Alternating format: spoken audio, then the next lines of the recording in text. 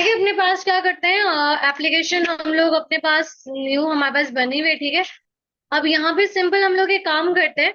अपने पास जो हमारा प्रोजेक्ट का नाम है उस पर राइट क्लिक करते हैं। राइट क्लिक करने के बाद मैं ऐड के बटन पे क्लिक कर रही हूँ। और ऐड के बटन पे क्लिक करने के बाद न्यू फोल्डर में आते हैं। ठीक है। अब यहाँ पे मैं क्या करूंगी, न्यू फोल्डर बना रही हूँ किस नाम से, कंट्रोलर्स के नाम से मैं न्यू फोल्डर बना रही हूँ। ठीक है। और अब यहाँ पे मैं एक काम करती हूँ, राइट क्लिक करती हूँ। राइट क्लिक करने के बाद ऐड करवाती हूँ किसे, कंट्रोलर को। पहले मैंने फोल्डर ऐड किया था कंट्रोलर्स के नाम से, अब मैं कंट्रोलर ऐड करवा लूँ। याद रखना कंट्रोलर्स ही लिखना, फोल्डर का नाम कुछ और मत लिखना। ठीक है। अब यहाँ पे मैं कंट्रोलर ऐड करवा रही हूँ।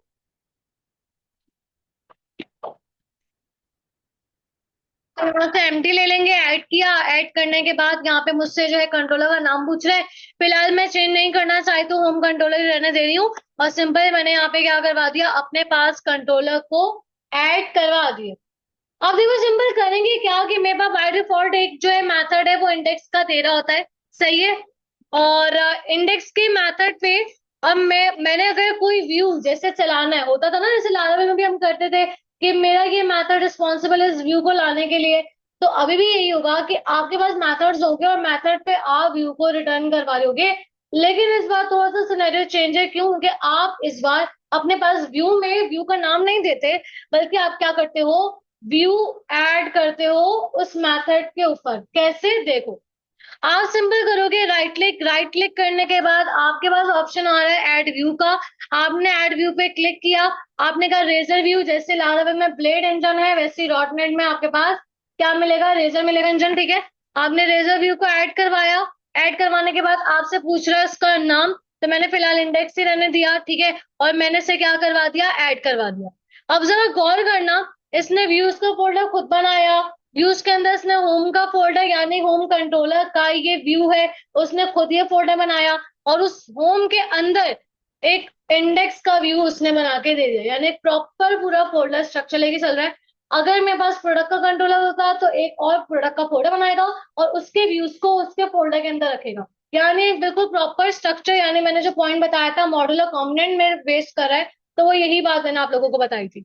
अब सिंपल क्या करूंगी, यहाँ पे ये तरीका कार है कोड को कमेंट करने का। आप लिखते हो एट द रेट, फिर लिखते हो स्टैरिक, और फिर लिखते हो स्टैरिक एट द रेट, ये आपके पास कमेंट होता है। ठीक है। अगर आपने कमेंट करना हो, और ये जो आपके पास लिखा हुआ है एट द रेट और फिर डबल मतलब कर्ली ब्रेसेस लगे हुए, ये आपके पास होता है सी शार्प लिखने के लिए। ठीक है। तो आप जब अपने पास लिख रहे होगे, तो रेजर सिंटेक्स जब लिख रहे होगे तो एट दैट टाइम आपके पास एट द रेट और कर्ली ब्रेसेस आ रही होंगी। ठीक है। अभी फिलहाल मैं यहाँ पे ऐसा कोई काम नहीं करवाना चाह रही, मैं चाह रही हूँ कि खाली एक हेडिंग रिटर्न हो जाए। क्या? एप्टेक लर्निंग। सही, मैंने एप्टेक लर्निंग को जो है रिटर्न करवा दिया। अब जरा गौर करो, मैंने कंट्रोलर बनाया, मैंने व्यू बनाया, लेकिन अभी तक ना मैंने राउटिंग में कहीं डिफाइन नहीं किया कि मेरा जो ये व्यू है किस राउट पे चलेगा। यानी कि मैंने राउट डिफाइन ही नहीं किया। ठीक है।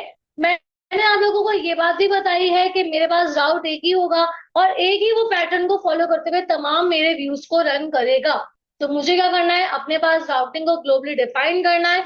तो मैं आती हूँ यहाँ पर प्रोग्राम सीएस की फाइल में, और यहाँ पे इसको मैं कर रही हूँ रिमूव। बेशक कमेंट कर दो या रिमूव कर दो, मसले वाली बात नहीं है। आपने कहा ऐप डॉट मैप कंट्रोलर राउट, आपने कहा मैप करो किसे, कंट्रोलर राउट्स को। अब मैं यहाँ पे दो चीजें पास करवाऊंगी। पहली, मैं अपने राउट का नाम देना चाह रही हूँ। मैंने कहा ये मेरा डिफॉल्ट जो है राउट होगा, तो मैंने नाम क्या दे दिया, डिफॉल्ट। उसके बाद मैंने कहा कि मेरा जो राउट का, हर राउट का जो पैटर्न होगा वो कुछ ये होगा कि सबसे पहले आएगा आपका कंट्रोलर और फिर आएगा। यहाँ पे मैं पैटर्न डिफाइन, मैंने जैसे आपको बताया कि हमारे पास सबसे पहले आएगा कंट्रोलर, फिर आएगा मेरा एक्शन।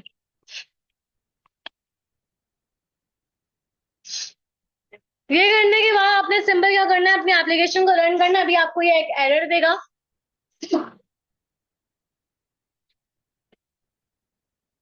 ठीक है, मैंने इसको रन किया है, बिल्ट हो रहा है, ये देखें यहाँ पे।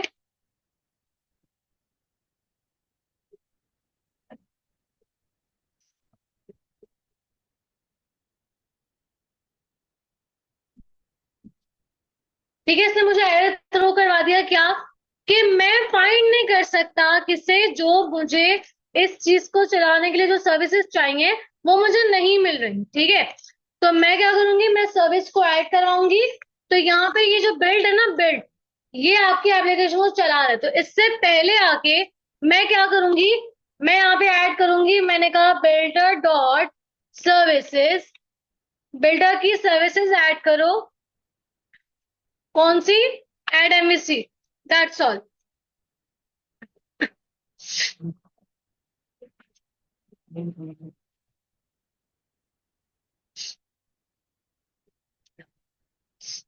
मैंने अपने पास जो पैटर्न दिया है वो क्या दिया है, कि पहले आएगा कंट्रोलर का नाम, फिर आएगा मेरे एक्शन का नाम, यानी उस कंट्रोलर का एक्शन का नाम। ठीक है, तो मैंने यहाँ पे आके क्या लिखा, कंट्रोलर का नाम मेरा क्या है, होम। तो मैंने यहाँ लिख दिया होम। उसका मेरे एक्शन का नाम क्या है जो मैंने कंट्रोलर में डिफाइन किया है, इंडेक्स। तो मैंने यहाँ पे पास करवा दिया इंडेक्स, तो मेरे पास जो है मेरा व्यू रिटर्न होकर आ गया। Is that clear? अब जरा गौर करो कि मेरे पास पहली बार में इस तरह आ रहा है कि भाई पहली बार में जब कुछ भी खाली ना हो तो कोई डिफाइन हुआ ही नहीं है, तो मुझे वो इस तरह 404 शो करवा रहा है, जो कि सही नहीं है। आपके पास कोई ना कोई तो व्यू होना चाहिए ना। तो देखो, ये आपके पास ना पैटर्न बनाने के साथ साथ आप डिफॉल्ट राउट भी एक को बना सकते हो। तो मैंने कहा डिफॉल्ट पहली बार में एक काम करना, होम कंट्रोलर का इंडेक्स, मान लो मेरा होम पेज है, तो मैंने डिफाइन कर दिया, मैंने कहा मेरा होम कंट्रोलर का पहला जो एक्शन है इंडेक्स, उसको रन कर देना। अब देखो, पहली बार में जब इसको रन करूंगी ना, तो पहली बार में डायरेक्टली कौन आएगा, इंडेक्स पे जो भी व्यू लगा हो। ठीक है, तो अब जब मैं रन करूंगी तो मेरे पास पहली बार में वही आ जाएगा।